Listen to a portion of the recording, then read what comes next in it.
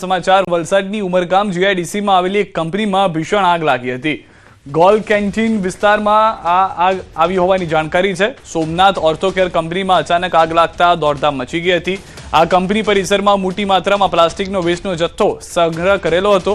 આ પ્લાસ્ટિક વેસ્ટમાં આગ લાગતા જ આગે મોટું સ્વરૂપ ધારણ કર્યું। ઘટનાની જાણ થતાં જ ફાયર વિભાગની ટીમ જે છે તે તાત્કાલિક સ્થળ પર પહોંચી ગઈ હતી અને આગ પર કાબુ મેળવવા પ્રયાસ હાથ ધર્યા હતા।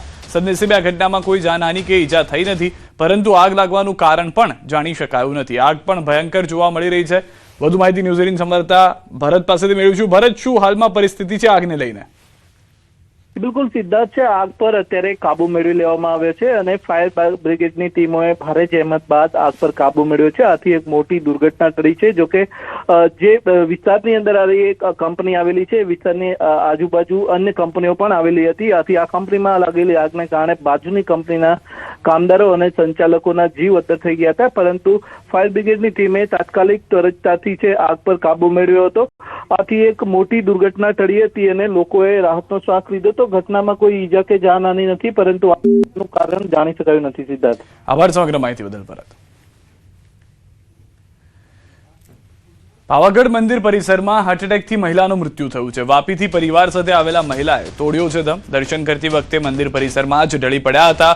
ફરજ પર હાજર ડોક્ટરોએ આપી હતી પ્રાથમિક સારવાર। મંદિર સિક્યુરિટી જવાનોએ સ્ટ્રેચરથી સુધી મહિલાને ઉતારી હતી અને ત્યારબાદ 108 મારફતે હોસ્પિટલમાં ખસેડવા છતાં ન બચી શક્યા હોવાનો જાણકારી છે। તો હાલમાં હાજર ડોક્ટરોએ આપી હતી પ્રાથમિક માહિતી। પાવાગઢ મંદિર પરિસરમાં મહિલાને હાર્ટ એટેક આવ્યો।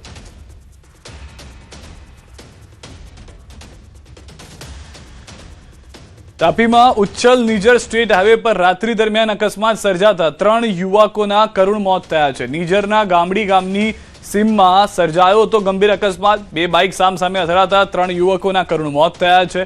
રૂમકી તળાવ ગામના શ્રાવણ વસાવા, સંદીપ વસાવા અને વેડાપાડા ગામના ઋષિકેશ વળવળીનું કરુણ મોત થયું છે। રૂમકી તળાવના અન્ય યુવક વિનુ વળવીને ગંભીર ઇજાઓ પહોંચતા સારવાર માટે નંદુરબાર હોસ્પિટલ ખસેડવામાં આવ્યા। નિજર પોલીસને ઘટનાની જાણ થતાં પોલીસ ઘટના સ્થળે પહોંચી આગળની તપાસ શરૂ કરી છે। તો 3 યુવકોના મોતના સમાચાર। નિર્જર સ્ટેટ હાઈવે પર અકસ્માત થયો હોવાની જાણકારી છે।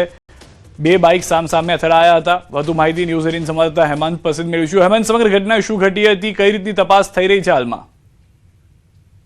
સીધા ચોક્કસથી જણાવી દઉં, નીચર અને ઉચ્છલ જતા હાઈવે પર આ ઘટના બની હતી અને રાત્રિ દરમિયાન આ 2 બાઇકો જે પૂર ઝડપે દોડતી હતી અને સામસામે ભટકાઈ હતી, જેને લઈને આ ગંભીર અકસ્માત સર્જાયો હતો, જેમાં 3 યુવકોના મોત થયા છે, જ્યારે એક અન્ય યુવકની હાલત ગંભીર થતા તેને પ્રાથમિક સારવાર આપી મહારાષ્ટ્રના નંદુરબાર હોસ્પિટલમાં ખસેડવામાં આવી હતી।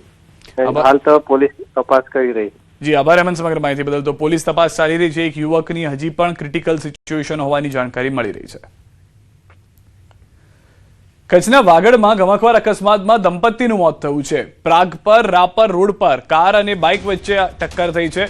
જોરદાર ટક્કરમાં બાઇકનો કુરચા ઉડી ગયા છે। ઘટનાથી વિસ્તારમાં શોકનો માહોલ વ્યાપ્યો છે। પોલીસે ઘટના સ્થળે પહોંચીને વધુ તપાસ પણ હાથ ધરી હોવાની જાણકારી મળી રહી છે। તો વધુ એક ગંભીર અકસ્માત જેમાં પણ દંપતીના મૃત્યુના સમાચાર મળી રહ્યા છે।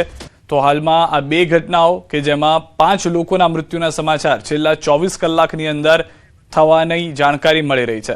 2 અલગ અલગ ઘટનાઓ, તાપીની પણ ઘટના જોઈ જેમાં પણ બાઇક ચાલકો સામસામે ટકરાયા હતા। આ તરફની બીજી ઘટના કે જ્યાં કચ્છમાં પણ એ રીતની પરિસ્થિતિ જોવા મળી છે કે જ્યાં આગળ કાર અને બાઇક વચ્ચે અકસ્માત થયું હતું। કચ્છના વાગડમાં અકસ્માતમાં 2 લોકોના મૃત્યુ થયા છે, જે દંપતી હતું તેનું।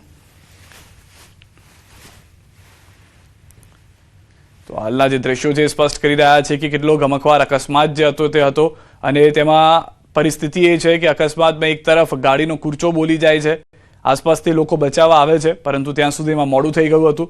બીજી તરફ તાપીના જે દ્રશ્યો છે તેમાં પણ સ્પષ્ટ જોવા મળી રહ્યું છે કે બાઇક ચાલકો રફતારમાં હશે। રાત્રિ દરમિયાન અકસ્માત થયો હતો। એક વ્યક્તિ હજુ પણ સારવાર હેઠળ છે। ઉનાના નવા બંદર ગામે પીલુડી વિસ્તારમાં કૂવામાં સિંહ ખાબક્યો। ખુલ્લા કૂવામાં પડેલા સિંહોની ત્રાડથી આસપાસનો વિસ્તાર ગુંજી ઉઠ્યો હતો। લોકોએ વન વિભાગને જાણ કરી હતી।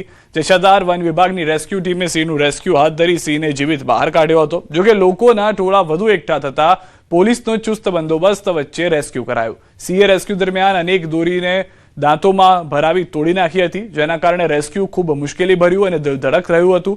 આખરે 30 મિનિટની જહેમત બાદ સિંહને હેમખેમ બહાર કઢાયો. સિંહને દશાધાર એનિમલ કેર સેન્ટર લઈ જવામાં આવ્યો છે.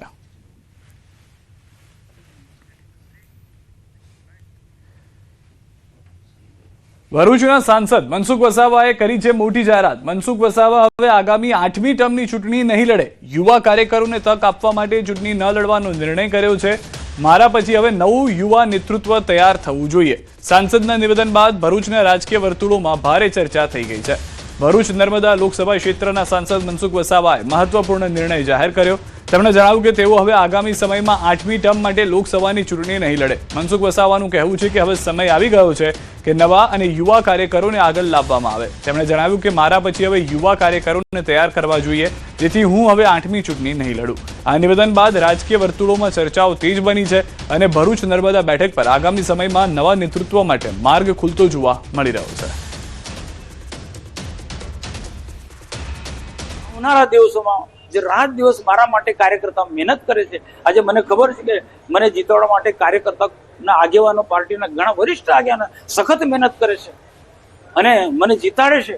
તો મારી ફરજ છે કે આવા કાર્યકર્તાને પણ ચાન્સ મળવો જોઈએ અને એવા કાર્યકર્તાને પણ મોકો મળવો જોઈએ. મનસુખભાઈ 8મી ટર્મ ઇલેક્શન નહીં લડે? નહીં, બીજાને ચાન્સ મળવો જોઈએ. થરાદ પંથકમાં લિવ ઇન રિલેશનશિપ મામલે નવો વળાંક આવ્યો છે. યુવતીએ વિડીયો વાયરલ કરી ખુલાસો કર્યો છે કે ડેડુઆ ગામનો શખ્સ સામે અલગ અલગ શહેરોમાં લઈ જઈ દુષ્કર્મ તેમજ બળજબરીપૂર્વક લિવ ઇન રિલેશનશિપના ડોક્યુમેન્ટ પર સહી કરાવ્યાનો યુવતીનો આક્ષેપ છે. અન્ય 2 શખ્સો સામે ગુનામાં મદદગારી અને જાનથી મારી નાખવાની ધમકી આપવાનો યુવતીનો આક્ષેપ છે. પીડિતાના જણાવ્યા મુજબ આરોપીઓએ તેના પર્સમાંથી 2.5 તોલાનો સોનાનો હાર અને બુટ્ટી પણ પડાવી લીધા. પીડિતાના પરિવારે અમદાવાદના વટવા વિસ્તારમાંથી તેણીને શોધી કાઢી અને ત્યારબાદ આ સમગ્ર મામલો પોલીસ સ્ટેશને પહોંચ્યો હતો. અગાઉ યુવકને માર મારતા યુવકે યુવતીના 12 જેટલા પરિવારજનો સામે કરી હતી ફરિયાદ. આગતળા પોલીસે આ મામલે તપાસનો ધમધમાટ શરૂ કર્યો છે. મારા લગ્ન 1 વર્ષ પહેલા થયેલા. મારા સમાજના રીતિ રિવાજ મુજબ હું સાસરીમાં 1 વર્ષથી અવારનવાર મને મજબૂર કરી, મારી સાથે પ્રેશર કર્યું અને કીધું કે તારા મમ્મી પપ્પાને અમે મારી નાખશું, તારે કે મૈત્રી કરારમાં સાઇન કરવી જ પડશે. એટલે તેમણે મારો આધાર કાર્ડ છીનવી લીધું. પછી તેમણે મારી સાથે જબરજસ્તી સાઇન કરાવરાવી. તે પછી તેમની ગાડીમાં બેસાડી અને મારા સોનાના દાગીના લઈ લીધા, હાર અને બુટ્ટી. તે મને લઈને અમદાવાદ આવતો રહ્યો. પછી અમદાવાદમાં આવ્યા પછી તેમણે અર્ચનભાઈ ત્યાં આવ્યા અને અમને એ રૂમમાં રાખ્યા. પછી તે મારા ઘરવાળા ત્યાં મને અમદાવાદ લેવા આવ્યા. ત્યાંથી હું ઘરે આવીને મેં મારા મમ્મી પપ્પાને મારી વેદનાની વાત કરી. અને હવે વાત